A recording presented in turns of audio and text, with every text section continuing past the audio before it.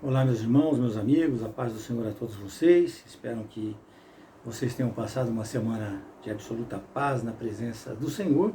E aqui nós estamos novamente para mais uma lição das escolas bíblicas dominicais. Nós estamos falando nesse trimestre sobre as promessas de Deus e hoje nós estamos na lição número 3 e falaremos sobre as promessas de Deus para a igreja, meus amados, sobre as promessas de Deus que tanto se fala nas igrejas. Você tem promessa de Deus, você tem promessa de Deus. Hoje nós aprenderemos sobre as promessas de Deus para a igreja. Mas, antes de tudo, meus amados, antes de nós darmos início, eu acho necessário nós fazermos uma introdução sobre o que de fato seria igreja. O que de fato seria igreja? Porque infelizmente, muitas pessoas não sabem. Elas acreditam que, elas acham que, elas não aceitam opiniões a respeito. Mas hoje nós vamos aprender aqui nesta introdução o que a Escritura Sagrada apresenta como igreja. E para isso nós vamos utilizar o texto áudio que está aqui na revista de Mateus 16, 18. O texto áureo nos apresenta da seguinte maneira. Jesus diz ali a Simão Barjonas, ou seja, Pedro, ele fala: e eu também te digo que tu és Pedro, e sobre esta rocha eu edificarei a minha igreja, e as portas do inferno não prevalecerão contra elas. Então eu estou usando o textuário da nossa própria lição, como vocês podem ver aqui, para poder dar uma introdução para vocês e falar um pouco sobre igreja, o que é de fato igreja. Vamos iniciar, meus amados, dizendo para você o termo Petrus, que significa uma pedra. Petrus significa uma pedra ou uma rocha, ou seja, um objeto. Ótimo. E vamos agora para Petra. Petra, que significa penhasco, solo rochoso, significa uma rocha, significa grande pedra. Seria assim, homem como uma rocha, porque pela razão da sua firmeza, pela razão da sua força de espírito. Seria isso, esta rocha mencionada. Meus amados, fica claro que agora o chamado Pedro, Simão Barjonas, agora chamado Pedro, ele não era este homem inabalável. Não era este homem inabalável para ser posto como o representante de Deus ou Cristo aqui nesta terra, como fizeram os católicos. Não estou criticando os católicos, mas um entendimento errado sobre um assunto pode levar a certos erros. Por quê? Porque lá em Mateus 16, 23, meus irmãos, Jesus, virando-se, disse a Pedro: para trás de mim, Satanás, tu és uma ofensa para mim, porque não tem gosto das coisas que são de Deus, mas tem gosto pelas coisas que são dos homens. Olha, então já não é aquele Pedro, já não é aquele homem inabalável como seria necessário para ser o homem de Deus, o homem que representasse Deus aqui nesta terra. Podemos também acrescentar o texto de Lucas 22, 57 a 58, onde Pedro negou, dizendo: mulher, eu não conheço. E um pouquinho depois ali, uma outra pessoa viu e disse: tu és um deles. E o Pedro foi lá e respondeu para eles, né: homem, eu não sou. Isso, meus irmãos, nós podemos até agravar um pouco mais esse comentário meu aqui com relação a isso, porque antigamente, montões, né, ou pirâmides de pedras, eles eram pedras eram construídas como memórias ou balizas históricas. Jacó, também ali Labão, eles efetuaram trabalhos deste gênero no Monte de Gileade. Está em Gênesis 31, lá em Gênesis 31, 46. Josué também mandou assentar um montão de pedras ali em Gilgal, está em Josué 4, 5 a 7. As duas tribos também e a metade de outra que ficaram além do Jordão, eles erigiram ali um monumento sobre a margem daquele rio como testemunho de solidariedade para com as tribos da Palestina Ocidental, Josué 22, versículo 10, entre tantos outros versículos que testificam com relação a isso. Então as pedras, meus amados, no sentido humano, elas marcam momentos e período de tempos, Mas a rocha nesse texto, conforme está apresentado aos irmãos, ela marca a eternidade, a continuidade, ou seja, é a eternidade em Cristo. E assim nós entendemos por estes motivos que eu passei para os irmãos e por outras questões, que quando Jesus fala sobre esta rocha, edificarei a minha igreja, ele se referia a ele mesmo, Jesus o Cristo, e sobre a eternidade nesta relação. A passagem, meus irmãos, até parece apoiar a teologia católica acerca da edificação da igreja cristã sobre Pedro, sendo este tornado ali o primeiro Papa. No entanto, ao longo do estudo que nós fizemos e dos estudos que nós temos à nossa disposição, percebe-se que esta é uma interpretação não exegética do texto, porque o próprio Pedro, em sua primeira epístola, lá em 1 Pedro 2, de 4 a 10, meus irmãos, ele apresenta um comentário bastante abrangente, declarando da declaração que Cristo fez a ele ali. Ele afirma que Cristo é a pedra que vive, sobre a qual os crentes são edificados. Isso está em 1 Pedro 2, de 4 a 10. Então, os cristãos eles vão se tornar pedras que vivem, e assim a igreja de Cristo é edificada, obtendo a sua vitória. Além disso, meus amados irmãos, existe no Antigo Testamento uma expectativa messiânica ligada à pedra. E no Novo Testamento existem textos que apontam Cristo como sendo esta pedra. Logo, o fundamento da igreja cristã é o Cristo, o Filho do Deus vivo, confessado por Pedro lá em Mateus 16:16. Podem ler esses textos, que trará bastante volume de conhecimento para os irmãos. Entendam, irmãos, que igreja, muitas pessoas entendem, eu sou igreja, nós fazemos parte da igreja, mas nós somos o habitat do Espírito Santo.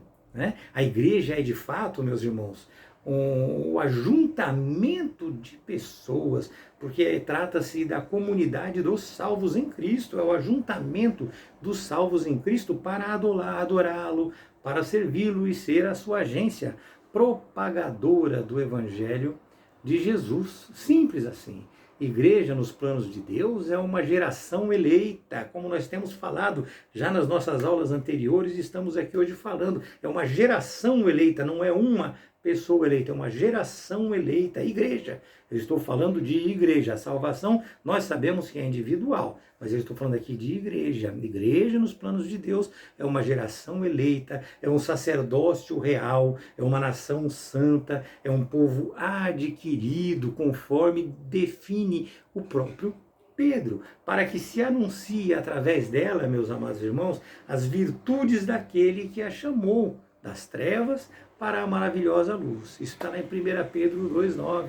Então, entendemos o que é a igreja, Mas, vamos lá, dando um pouquinho mais de clareza aos irmãos do que é a igreja, ela é a geração eleita, ou seja, ela é formada por todos os salvos, todos os santos e os fiéis diante de Deus. Quando eles se juntam ao corpo de Cristo, eles são igreja, são a noiva, nós somos a noiva de Cristo nesse sentido, todos juntos. Eu individualmente sou apenas a habitação do Espírito Santo. E não apenas, é muita coisa, mas nós precisamos ser a habitação do Espírito Santo para fazermos parte da igreja de Cristo, para fazermos parte desse ajuntamento que ele nos apresenta como igreja. Nós vamos entender um pouco melhor durante o transcorrer desses nossos adendos aqui à aula. Portanto, meus irmãos, não existe igreja isolada, como querem mostrar aí muitos desigrejados. Não há, queridos irmãos, um só versículo que sustente ou confirme que uma única pessoa, homem ou mulher, possa dizer que é igreja. Não. Entenda, meu irmão, que a palavra igreja, ela vem de eclésia e tem o sentido de congregação, tem o sentido de reunião, tem o sentido de assembleia. Estamos entendendo? Individualmente, ou seja, uma só pessoa é templo do Espírito Santo e não igreja, mas coletivamente somos a noiva de Cristo, como eu acabei de falar, ou a sua igreja. Isto está lá em 2 Coríntios 11, 2, está também em 1 Pedro 5, 2 e 3. Nós, como sacerdócio real, meus amados, nós devemos orientar o povo e interceder por este mesmo povo, visando sempre o seu comportamento santo e correto diante de Deus. Não podemos nos esquecer isso. Nós temos que orientar o povo nesse sentido. Portanto, todos, homens e mulheres, devem exercer o sacerdócio real como nação santa. Nós precisamos entender que ninguém é salvo ou faz parte da igreja se não for santo. Olha esse parêntese, nós precisamos entender que ninguém é salvo ou faz parte da igreja se não for santo. E santo não é você ser totalmente abstêmio ou isento de pecado. Nós sabemos que o único que conseguiu isso foi Cristo. Nós temos que nos santificar continuamente e buscar cada vez mais a santificação. O texto de 1 Pedro 1, 15 e 16 diz assim, mas como é santo aquele que te chamou, ou aquele que vos chamou, sede vós também santos em toda a nossa maneira de viver. Em toda a nossa maneira de viver, nós precisamos nos santificar. Por quê? Porque está escrito, sede santo, porque eu sou santo. É assim que traz a palavra de Deus. E aí, finalmente, nos santificando, como povo adquirido que somos, nós precisamos o quê? Anunciar as virtudes daquele que nos chamou das trevas para a maravilhosa luz. Simples, mas complicado, não é verdade, meus amados? Com bastante atenção, com certeza isso ficou bem claro na sua mente. Nós sabemos que povo nenhum na Terra tem qualificações espirituais. Ser humano nenhum tem qualificações espirituais que o identifiquem como pertencentes à igreja do nosso Senhor Jesus Cristo. Ninguém tem, a não ser quando Jesus vem e passa a nos edificar, ele edifica a sua igreja, ele edifica a cada um de nós, e aí essas características únicas, essas características especiais, elas vão sendo postas dentro do nosso ser. E ele reservou para esta igreja, que somos nós, que verdadeiramente estamos empenhados neste relacionamento com ele, ele reservou para nós essas promessas especiais, visando o cumprimento da missão proclamadora das verdades. Vocês conseguiram entender aqui o motivo das promessas? Visando o cumprimento da missão, que é a missão de proclamar as suas verdades, ou seja, as verdades reveladas por Deus através da sua santa palavra, a verdade revelada por Cristo através das Escrituras sagradas. Eu acredito que com essa explicação tenha ficado claro para os irmãos. Qualquer dúvida podem me perguntar, né? Eu acredito que com isso nós podemos dar início agora à nossa lição de hoje, sabendo o que de fato é ser igreja. O texto que a Escola Bíblica Dominical nos sugere está em Mateus 28, de 18 a 20, Marcos 16, de 15 a 18 e Atos 1, de 6 a 8, meus amados. Nós não vamos fazer a leitura, nós vamos fazer a exposição do todo, mas eu acredito, tenho certeza, vai ficar muito claro para todos os irmãos esses textos durante o transcorrer dessa nossa aula. E já no primeiro assunto, nós falaremos sobre a natureza, das promessas, a natureza das promessas de Deus para a sua igreja, a promessa de sinais sobrenaturais. naturais. Isso, meus amados irmãos, está pautado em 3 situações. Nas palavras que descrevem esta instituição igreja, e eu fiz uma boa explanação para os irmãos, então nós já entendemos o que é ser igreja, então nós veremos agora as palavras que descrevem esta instituição igreja, as palavras que nos descrevem cristãos, né? E nas ilustrações que descrevem a igreja. Então nós precisamos prestar bastante atenção nessas aulas para aprendermos tudo isso. Meus irmãos, existem mais de 100 passagens no Novo Testamento que empregam a palavra igreja. A palavra igreja é eclésia, que é formada pela preposição ek, que significa fora de, e o verbo kaleo, que significa chamar, ou seja, chamado para fora. Ok? Então, uma igreja denota originalmente um grupo que foi chamado ou que foi reunido para um propósito específico. Este termo, meus irmãos, ele vem desde o século V, ali através dos escritos de Heródoto, Platão, Eurípides, Xenofantes. Então vem através dos relatos deles, e ele surge quando os líderes políticos eles eram chamados para uma assembleia constituinte. Hoje nós temos políticos chamados para uma assembleia constituinte com o nome de Assembleia Constituinte. Antigamente, eu trouxe para ilustração, que eles eram chamados para a eclésia, para essa reunião, para esse ajuntamento, né?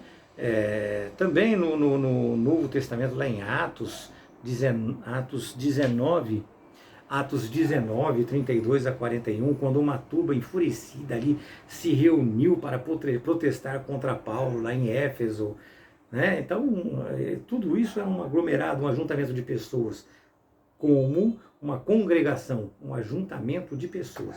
Porém, amados, na maioria das vezes, esta palavra tem uma aplicação assim mais sagrada, ou seja, refere-se àqueles que Deus tem chamado para fora do pecado. Então, o termo eclésia, chamados para fora, são aqueles que Deus tem chamado para fora do pecado e para uma comunhão com o seu Filho Jesus Cristo, se tornando assim concidadãos dos céus, concidadãos santos, né? E fazemos parte assim da família de Deus. Isso está em Efésios 2,19, um texto maravilhoso, Efésios 2,19.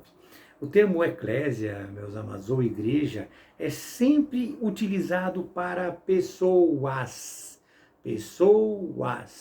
e para a reunião destas pessoas para adorar e servir ao Senhor, o corpo de Cristo, reunião dos santos se juntando ao corpo de Cristo.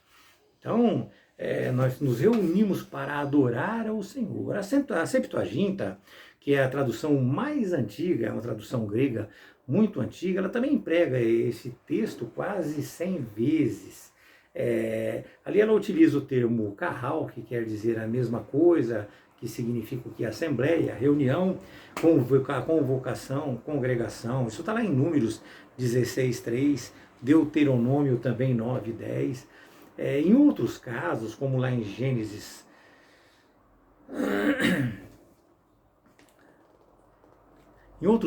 meus amados, como lá em Gênesis 49:6, em Juízes 22, em 1 Reis 12:3, entre outros, traz até propósitos seculares malignos. Vejam que interessante, nesses textos que eu passei para os irmãos, Gênesis 49:6, Juízes 20, versículo 2, e Reis 12:3.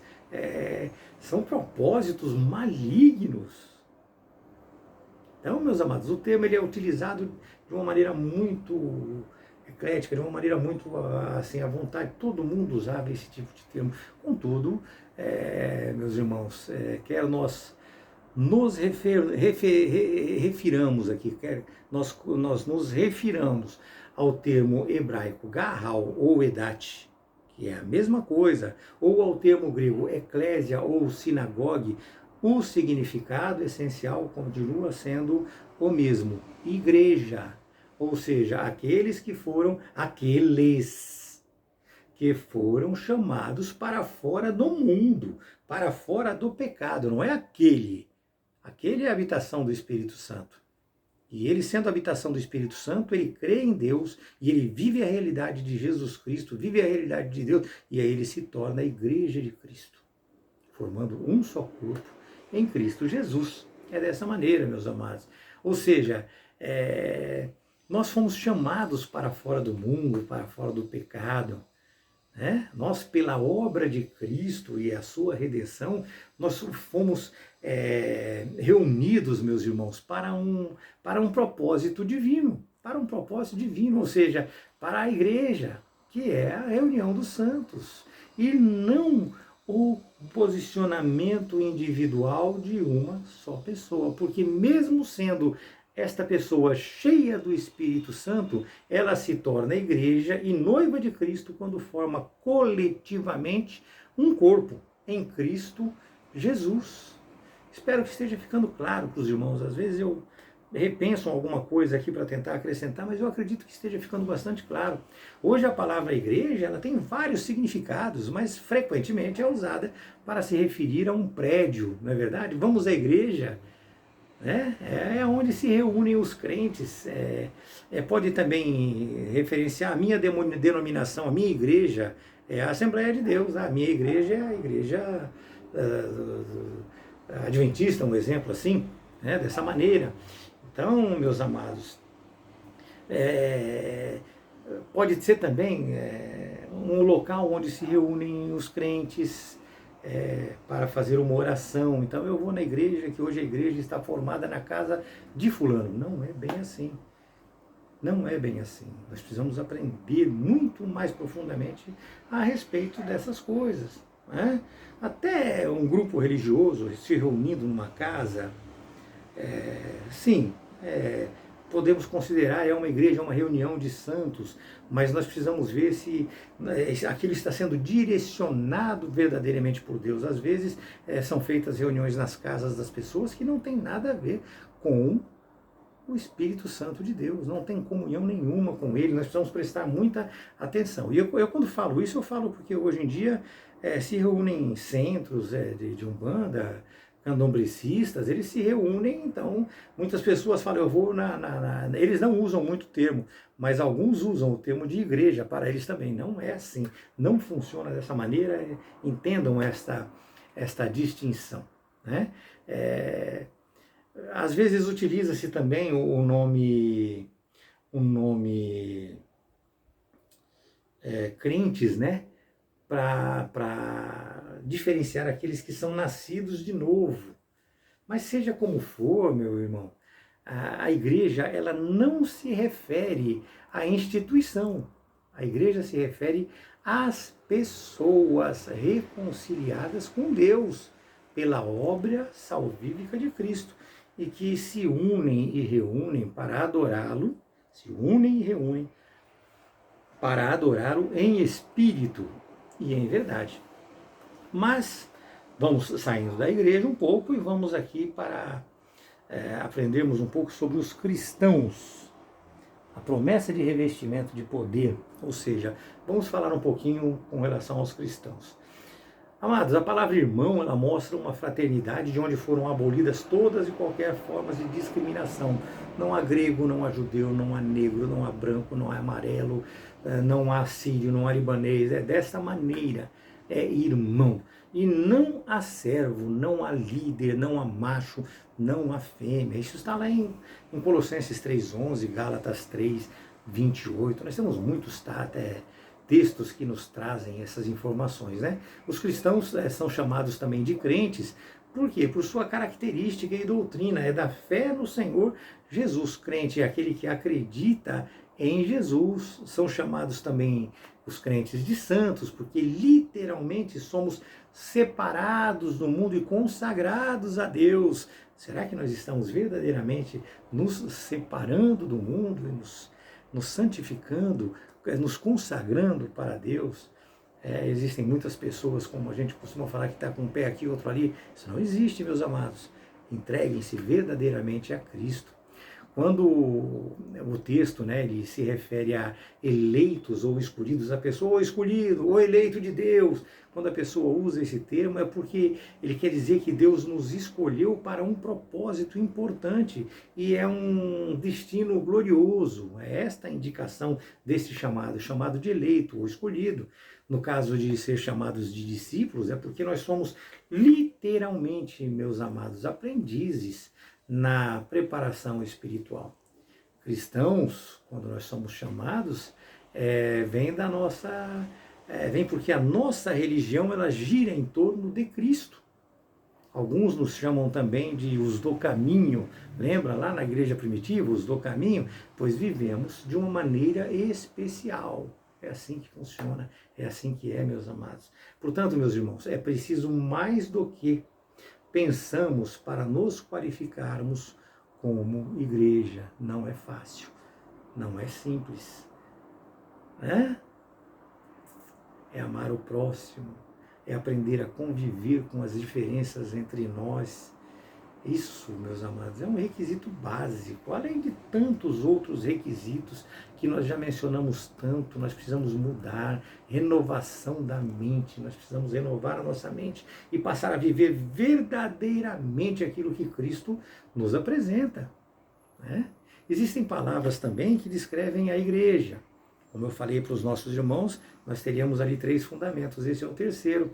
Vejam que quando se refere ao corpo de Cristo, nós sabemos que Jesus ascendeu aos céus há mais de 2000 anos. Entretanto, ele ainda está no mundo. Então, Jesus está aqui, nós cremos, sabemos disso, e com isso nós queremos dizer que a sua presença é sentido por meio da sua igreja. Tá? Por quê? Porque a igreja é o corpo visível de Cristo aqui nesta terra. Os seus discípulos, aqueles que são os seus imitadores, ou seja, meus irmãos, você é cristão, você é crente, você pertence a Deus, então nós somos o corpo visível de Cristo aqui nesta terra. E eu quero deixar aqui uma questão para os irmãos. Nós estamos de fato sendo imitadores de Cristo, praticando a sua palavra, vivendo esse relacionamento com Ele e com os nossos irmãos? Fica essa questão, cada um pense bem a respeito disso. Nós estamos vivendo conforme ensina a Escritura Sagrada?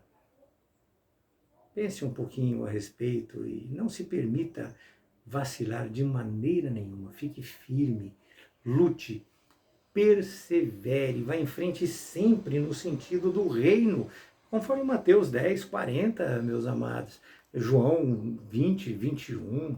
Cristo, meus irmãos, ele prometeu ao partir, ele prometeu assumir um novo corpo. Olha que maravilha! João 15, 5, eu sou a videira, pois vós sois os ramos. Quem permanece em mim e eu nele, esse dá muito fruto, porque sem mim nada podeis fazer. Lembre-se sempre que a igreja é um organismo e não uma organização. Um organismo, meus irmãos, é formado por inúmeros membros. Que fique bem claro isso para vocês. Cada um com uma função, mas que seguem no sentido único de uma vida comum em Cristo Jesus. É desta maneira.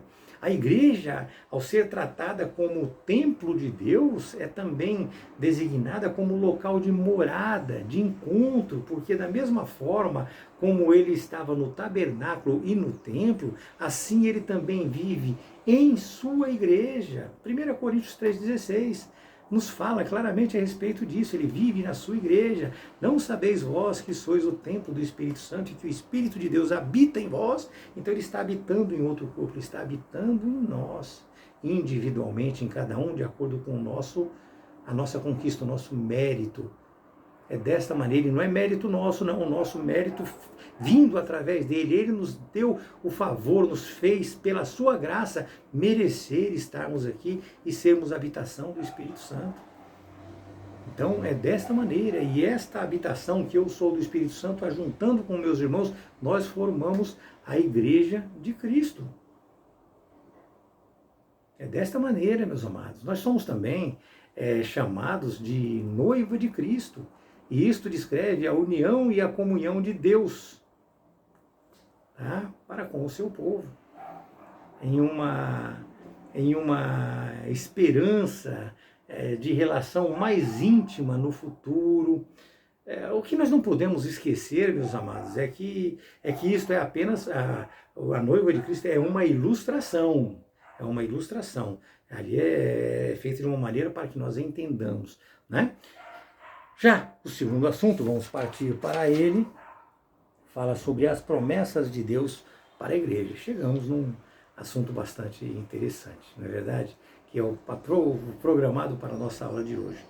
Esse segundo assunto ele vai falar sobre estas promessas. E como nós já vimos na aula passada, no Antigo Testamento, nós já vemos promessas de Deus neste sentido, embora ali ainda não tão explícitas como no Novo Testamento, mas já eram vivas estas promessas, porque o Novo Testamento, meus amados, estava meio que nas entrelinhas do Antigo Testamento, mas tudo fica claro no Novo Testamento.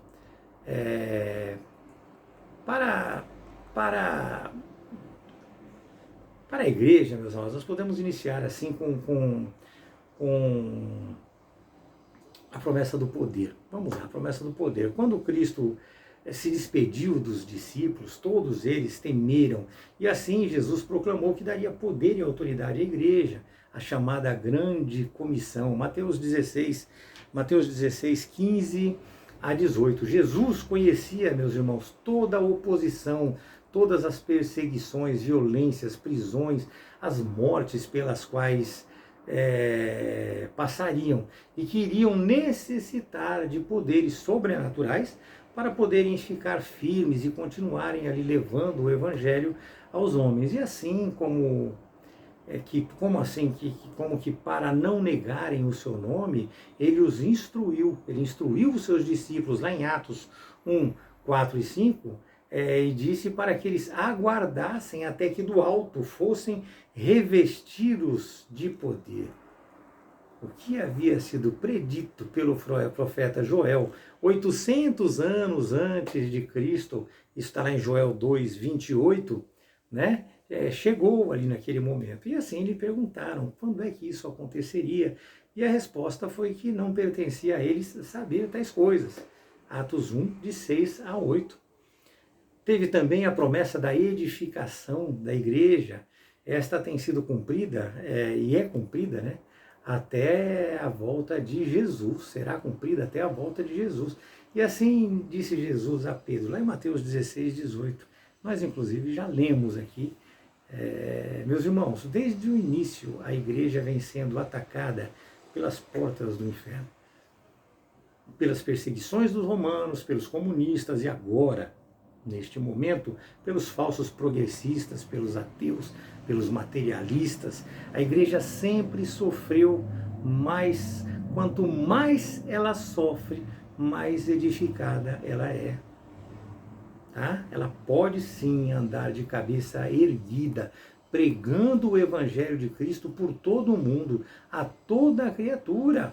Mateus 16, 15 nos diz desta maneira. A igreja tem a promessa, meus irmãos, da vida eterna, pela promessa a todo aquele que nele crê. João 3,16, todo aquele que nele crê. Nós temos a promessa da vida eterna. Este, meus amados, é o texto áudio do Novo Testamento. Vemos nele Jesus prometendo vida eterna a todo aquele que nele crê. É simples, não há discriminação, não é também um texto seletivo. Nós vemos isso lá em João 5,24. Na verdade vos digo, quem ouve a minha palavra e crê naquele que me enviou tem vida eterna.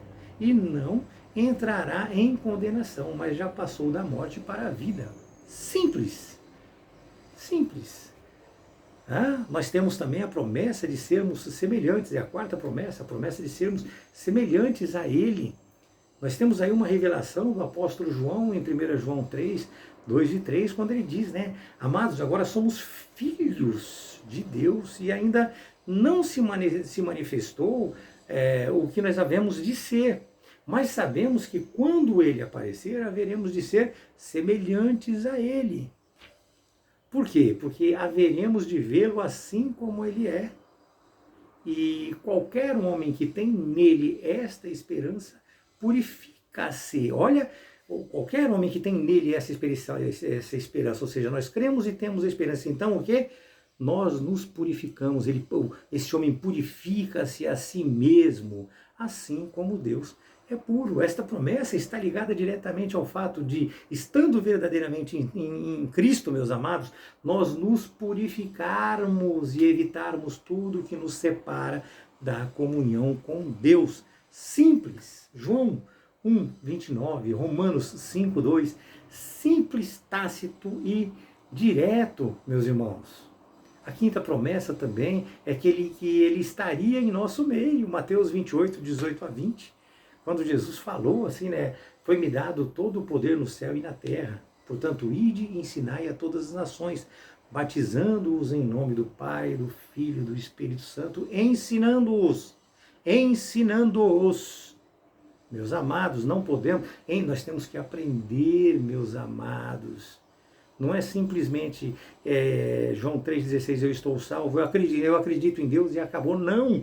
Nós precisamos aprender, ensinando-os a observar todas as coisas que eu vos tenho mandado. A palavra de Deus, as Escrituras Sagradas.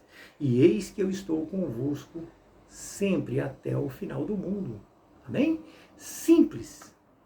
Nós precisamos aprender, saber verdadeiramente nos relacionarmos com Deus. Não podemos viver de achismos. Aqui, meus irmãos, nós temos a garantia da onipresença de Jesus na alma daquele que nele crê. Portanto, a essência da igreja é que Cristo ressuscitado continua, meus irmãos, vivo e atuante no indivíduo e na comunidade. Mas aqui nós vemos também, nas leituras que nós acabamos de fazer, que existem condições para se viver essas promessas de Deus para a sua igreja. A primeira delas é crer. Nós precisamos ter verdadeira fé, como Abraão. Nós temos Abraão como exemplo. Teve as promessas de ser uma grande nação através de um filho que viria de suas próprias entranhas, com 100 anos de idade, e sendo ainda por cima sua esposa estéril. Vocês lembram? Estudamos isso na aula passada. Essa promessa ela foi cumprida por Deus. Ela foi cumprida por Deus. Então nós precisamos verdadeiramente crer. A segunda é nós sermos fiéis, verdadeiramente, fiéis e fiéis até a morte, ou seja, por toda a vida, meus amados, não podemos vacilar ou oscilar em nossa fidelidade a Deus. O ser humano, ele é falho, sabemos disso.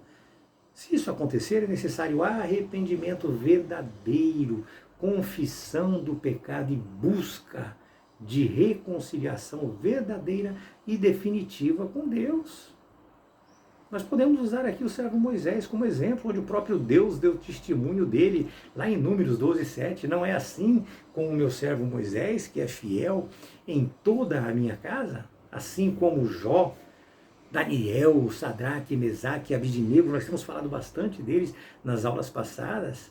Jesus diz em Apocalipse 2:10, na parte C, na parte final, ele diz: "Sê fiel até a morte e eu te darei a coroa da vida." Simples, meus irmãos. E a terceira seria não sair da presença de Deus, meus amados. É isso que abre espaço para que as promessas de Deus sejam cumpridas. Nós não podemos estar com um pé no mundo e um pé na igreja. Não é assim. Um pé no mundo e um pé na igreja edificação. Porque se nós estamos com um pé no mundo, nós não somos igreja de Cristo. Claro para vocês? Ficou claro depois dessa nossa aula de hoje? Se nós estamos com um pé na igreja e um pé no mundo, nós não. Um pé no mundo e ali um pezinho ali dentro da igreja edificação, nós não somos igreja de Cristo. Igreja organismo. É dessa maneira. Então funciona assim. Nós precisamos aprender a andar na presença verdadeira de Deus. Gênesis 17:1 fala que quando Abraão era da idade de 99 anos, o Senhor apareceu e lhe disse, né? Eu sou o teu Deus Todo-Poderoso. Ande ande diante de mim e ser perfeito. Nós precisamos buscar esta perfeição, e ela só vem se nós andarmos de acordo com os passos de Deus, de acordo com os passos que Cristo nos apresentou, né? A quarta condição, meus amados irmãos, para nós fazermos jus às promessas de Deus, é sermos obedientes a Deus e não ao homem. Precisamos ver se o proposto pelo homem está na palavra de Deus, se o pregador está pregando a palavra de Deus, e assim sim nós obedeceremos a palavra de Deus transmitida por ele. Nós precisamos aprender a ser como berianos, falamos muito sobre isso. Os berianos, o pastor pregava, o pregador, o discípulo, o apóstolo pregava, ele ia lá na Escritura, que não tinha uma Bíblia na época, a Escritura, que hoje é a nossa Bíblia, conferiam para ver se estava tudo certo. Lembre-se que obedecer a Deus é melhor do que oferecer sacrifício. Vocês se lembram disso? Muitos homens, porém, pedem sacrifícios que nós não temos condições de fazer e os fazemos às vezes por medo de se perder algo. Mas são sacrifícios, mas a Bíblia Sagrada fala que é melhor obedecer do que oferecer sacrifício. Não é assim as coisas de Deus, não é dessa maneira que elas são. 1 Samuel 15, 22 diz que Samuel disse, né? Tem o Senhor um deleite maior nas ofertas queimadas e sacrifícios do que na obediência à voz do Senhor? Eis que o obedecer é melhor do que o sacrificar, e o sujeitar-se do que a gordura dos carneiros. Simples, claro, específico e direto. Entenda, porém, meus amados, que obedecer à palavra de Deus é uma condição para que Deus cumpra suas promessas na vida de alguém ou de um povo, bem como da sua igreja. E a nossa próxima aula ela será sobre isso. Nós aprenderemos muito mais a respeito sobre esta obediência. Nós falaremos sobre a obediência. E por hoje nós podemos dar por encerrada, cumprimos aqui o currículo da Escola Bíblica Dominical. Eu espero que tenha ficado claro para os irmãos. Qualquer dúvida, podem nos perguntar, estamos à disposição. Deus abençoe a todos e uma semana maravilhosa.